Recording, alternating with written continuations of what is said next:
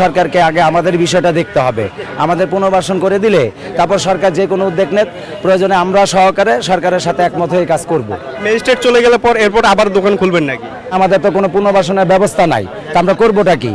আমাদেরও তো এটা দিয়ে মনে করেন রুটি রোজগারের নির্ভর করে। ওয়ার্নিং দেওয়া হয়েছে, সেটা ঠিক আছে। আমাদের ওয়ার্নিং দিয়েছে আইন প্রয়োগকারী সংস্থা, তারা সুন্দরভাবে মনে করেন কাজ করছে, নোটিশ দিয়েছে দোকান সরানোর জন্য। কিন্তু এখন বিষয় হচ্ছে যে আমরা যে দোকানটা যে বন্ধ রাখছি, আমরা আইনের প্রতি শ্রদ্ধা রেখে দোকানগুলো বন্ধ করে দিছি, আমরা কোনো ঝামেলা করি নাই। কিন্তু এখন এই যে আমাদের যে স্থাপনাগুলা, এগুলো তারা বলতেছে এগুলো এখানেও রাখা যাবে না, তো আমরা এগুলো রাখবো কোথায়?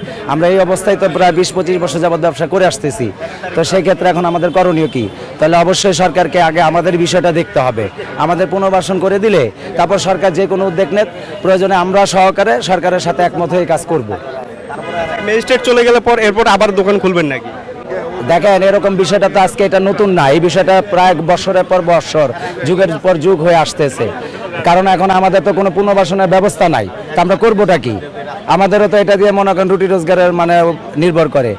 দিন শেষে যা আয় হয় সেটা দিয়ে মনে করেন আমরা বাল বাচ্চা নিয়ে সংসার করি, চলি, সন্তানদের পড়াশোনা খরচ চালাই। এখন আমাদের কি করণীয় সেটা আপনারাই বলে দেন। সরকারের কাছে পুনর্বাসন দাবি করছেন? অবশ্যই অবশ্যই, সরকার যদি আমাদের একটা স্থায়ী ব্যবস্থা করে দেয়, তাতে তো আমাদের আর কোনো সমস্যা নাই।